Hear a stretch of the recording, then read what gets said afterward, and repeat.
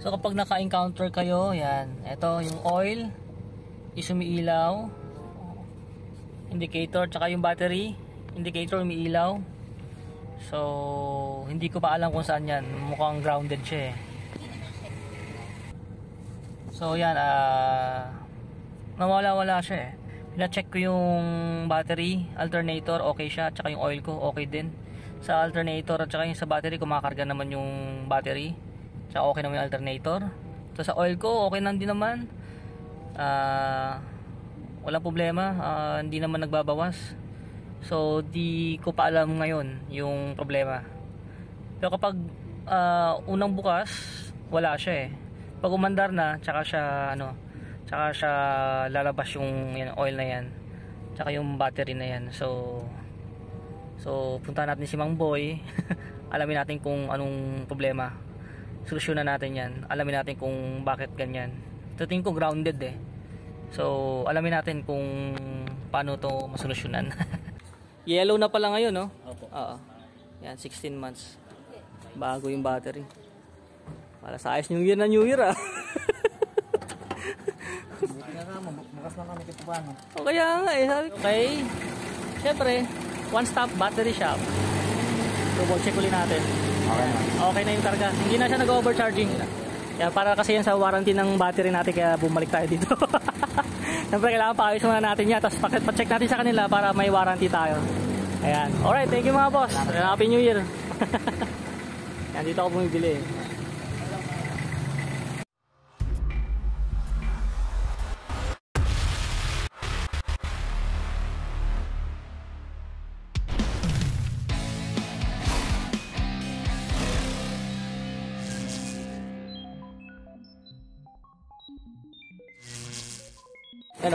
Ano, overcharging oh. Overcharging. Ano, overcharging. Dapat 14 lang. Oo, 13.9. 13.9. Oh, yun. Oo, 14. Ganun yan. Oh, mga ganun lang, mga 14 lang. So, overcharging tayo. Ayos na yung... Tsaka ito boss, tingnan mo nga ito boss. Ayan, nailaw na yan oh. Matagal na yan eh, parang yan oil at saka battery. Matagal na yan eh.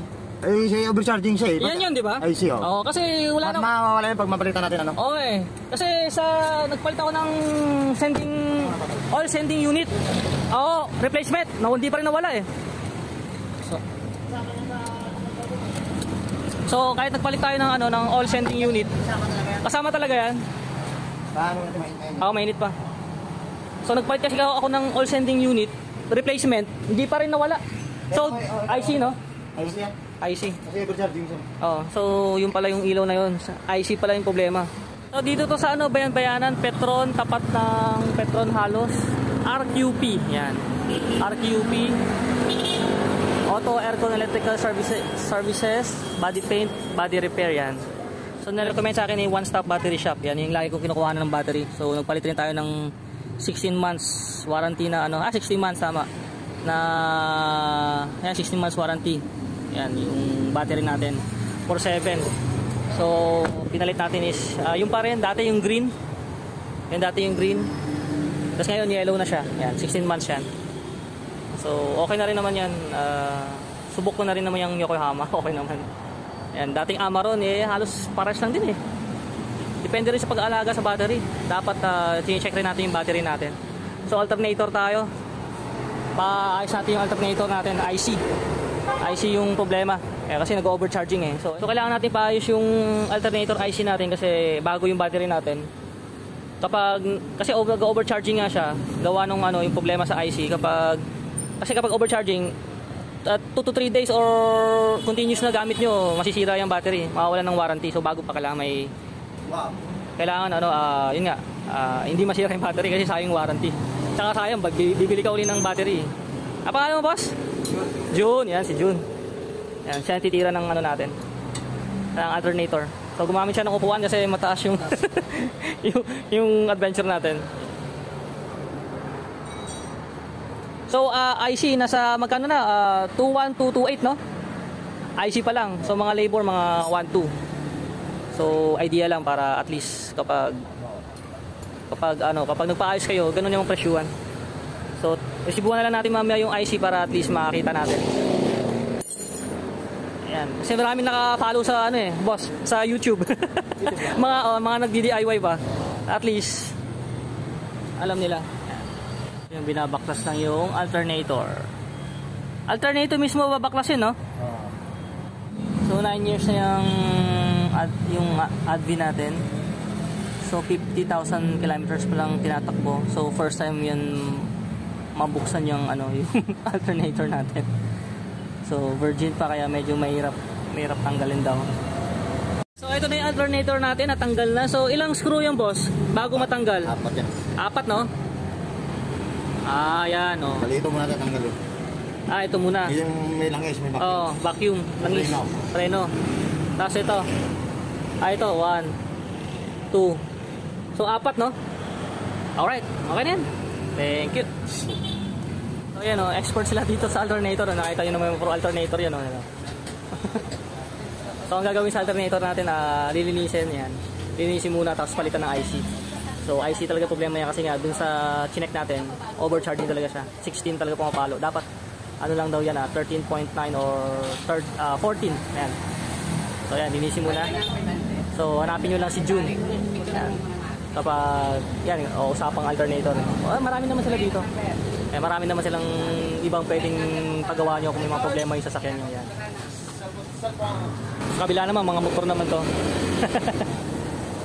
Yan, tapat lang to niya halos ni New Bay. Yan, New Bay. Yan, dito. Dami rin nagpapagawa. So, hanapin nyo lang si June. Carles, no? Carles? Yan, taga Carles. Iloilo. Shoutout mamaya yan.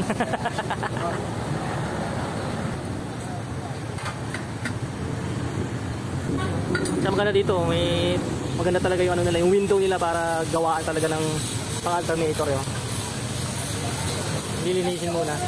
Sino owner? Ayun, ito pala yung owner ng RQP yan.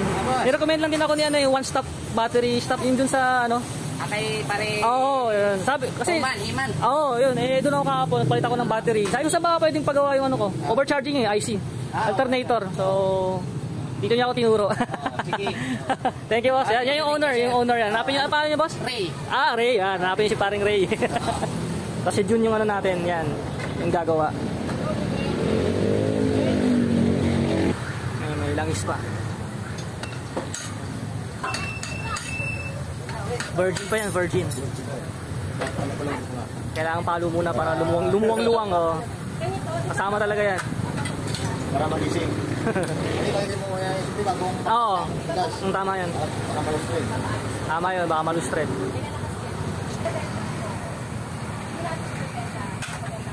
Ganyan lang pagbaklas ng alternator. Pwede yung DIY yan kung matyaga kayo. So kapag di kayo talaga marunong, pang-ayusin na lang. Hindi pa kayo pagpapawisan. Etong video naman ito para lang to sa mga gusto mag-DIY yan. Ayan yan ang laman So hanapin natin yung IC na sinasabi nila. Nakakurious din ako ng IC. Saan dyan? Yan, yung parang plastic. Ito, yun. Yung may parang puti. Yun yan.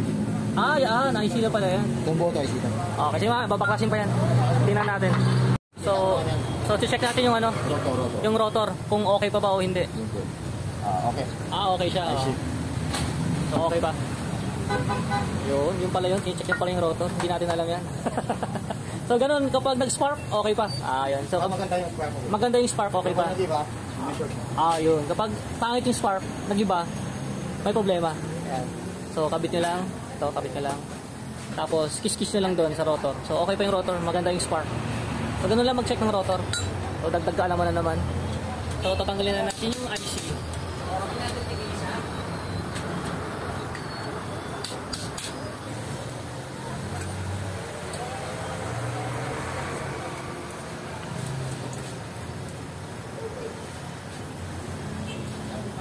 Ilang tornilyo yan sa IC?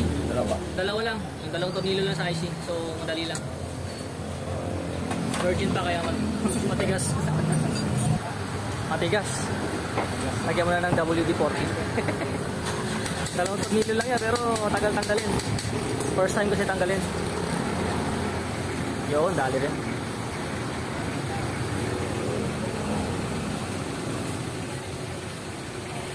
Yun lang.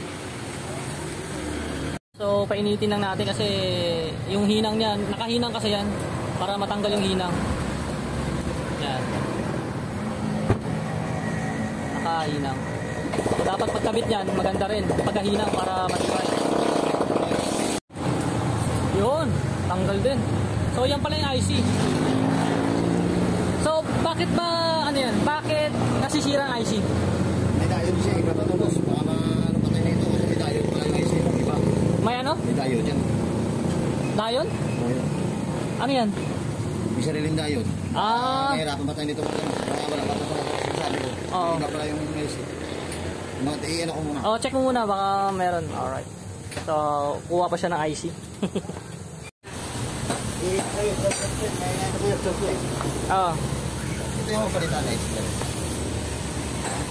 Ah, yan ang papalitan, yung may diode. Oh, itong IC, wala diode dyan. Papalitan yung may diode. Oo. So para sa ito kasi face out na to, sa sunod, yung may diode na. Itong buo yung papalitan. Tsaka yung sa IC, para next time kung magka-problema man, IC na lang. Kasi may diode na. So, muha na lang tayo ng Yan ang muna. Fuji Metal Alternator. Yan. So, magkano ito? 7.5 ha? So, pinalitan na lang natin. Mahirap kumuha. Face out na. Face out na yung Urig pa yung ano yung IC ng ano, ng may diode, IC na may diode. 19 ko pong kuko. Oo. So 2014 model kasi yung Advi natin. So face out na. So decide na lang tayo na magpalit ng ano, ng alternator, buong alternator kasi wala eh. Baka ma-damage din yung baterya natin, mahal din yung baterya. Thank you, boss. Dito yan kay Quartz Conception. Yan. Tapat lang niya no, Trima. Tapat halos ni New Bay din yan. Ayan. Mga auto supply din to. Reference number niya 40562S. So buong alternator na kinuha natin. Kasi face out na itong IC with diode natin. Nahirapan kaming maghanap ng ano dito sa Marikina ng IC na may diode. Kasi face out na yun eh. 2014 model kasi to. So wala kaming makuhanan. So mura lang sana kung yun lang yung ano, yun lang yung papalitan. Let's say mga wala pa 3,000 siguro. Kasama labor. Yun nga lang wala. So nag-decide na lang din ako na palitan na lang ng buo yung ano, alternator. Ayan. So may IC na to sa loob. Na syempre kumpleto na yan. Salpak na lang. Alright. Yun lang. So kabit muna natin. So nasa 7.5 to. Ayan, 7.5. Brand new with warranty. Kabit na natin yan. Itong ano, kaya Ay, ito walang diode. kaya kapag masira, mabilis mo na palitan. Mabilis ang palitan kasi sa inyo din. Yung sa ano kasi, yung Ano bang ano silbi ng diode? Bakit iba may diode, iba wala? hindi, yung dami dahil kasi yan, old na yan. Ah, yung may diode, old. Yung pagkuha yan ng urig pa. Urig na urig pa, oh. Kaya, So ano mangyayari sa ano ko? Stock lang yun. yung mangyayari doon, ang makuha mo doon, rotor. Rotor. Yung Sparta. Oh, kung masira rotor nito, katagalan, pwede isalpak yun. Yun. Tapos ito yung stator, Ang stator, saka yung vacuum. Pero yung IC nito, wala na. wala na. Oh, kasi sira na yun eh. Kapag masira itong IC, mabilis mo na palitan. Oh, kasi sa inyo wala, oh. Meron na, oh. Meron na yan. Kasi So, pwede na lang dyan yung rotor at saka yung ano, yung sabi mo? stator. Stator. Saan ba yung stator dyan? Ito yung may tanso. Ah, yan. Yun na lang mapapakinabangan dun sa isa ko. Yun. Kung masira man yan. Okay. Alright, yun. Narinig natin, yan. Yan ang mapapakinabangan sa stock natin. Yung IC, wala na yun kasi Wala na yun. all ano na pala, face out na. Pisa na yung, Oo. yung... Ito na yung mga bago ngayon, wala nang diode. Oo. Alright. Kapit na natin na inigpitan na lang. Sasalpak na lang natin yung mga wire. Yan. Wala na lang. Wire na lang yan. So, napabili lang tayo ng Dioras. So, syempre may ibang alternator naman na mura. So, syempre, kapag mga emergency kasi, hindi ka na rin naman makapaghanap ng mura eh. Mapapamura ka na lang. So, 7.5 to. Sa Lazada, Shopee, mahirap kasi kumuha dun eh. Tsaka matagal yun. Pag kailangan mo na talaga, no choice ka na. Ano naman to, sa mga auto supply naman to. So, ayan. Siyempre may tubo na rin yan. So, price range yan mga nasa 6,000 to 8,000 yan. Swerte mo na kung may makukuha kang 5,000 plus. So So mga ganyan ranging 6 to 8,000. Para lang may idea kayo. Oo. Yan. Salpak na ni June. Moment of truth. So kapag nawala yung mamaya yung battery at saka yung oil, parang oil ba yun? Pag nawala yung alternator sign at saka yung battery, ibig sabihin goods na goods yung alternator natin. Kung matay ng indicator, Oo. Pag nawala ng indicator na yun, okay na. Tagal ko na kasi problema yun eh. di ba? Ito ba? Kasi dati parang sinasabi lang nila oil sending unit daw. Hindi. Eh, hindi naman nakuha. Pinapalitan ko agad, wala din. Sayang pa yung stock ko na oil sending unit. Okay pa pala yun. Bago yan? Ha? Bago? Oh, replacement. Wala rin. Wala. So, sa alternator, IC pala. So, tingnan natin. So, tingnan natin mamaya. Nawala siya eh. So, tingnan natin mamaya. Kasi, dati kasi kapag tumakbo ako ng mga 200 meters, yan. Tsaka siya lalabas. So, tingnan natin mamaya kung lalabas siya. Para goods na goods. So, check natin yung ano. I-check natin yung voltahe. Yung charging niya. So, kailangan nasa 14 na lang yan.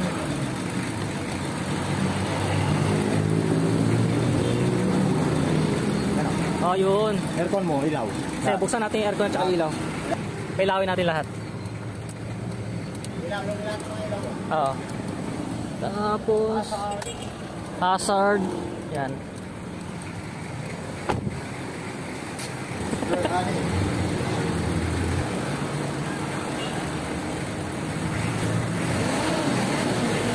So, revolution natin. So, dapat 14 pa din.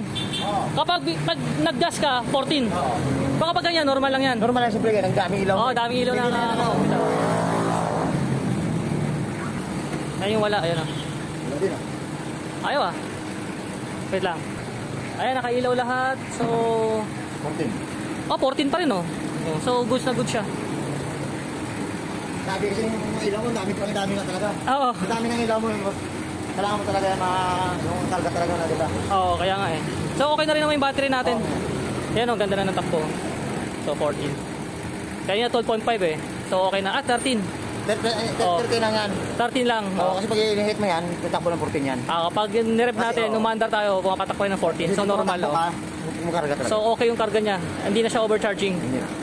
Hindi naman undercharging matawag doon. Hindi. Hindi naman. Kasi pag i-hit mo yan, Oo, nakakarga yan. nakakarga na yan. Kompleto naman yung ilaw natin oh.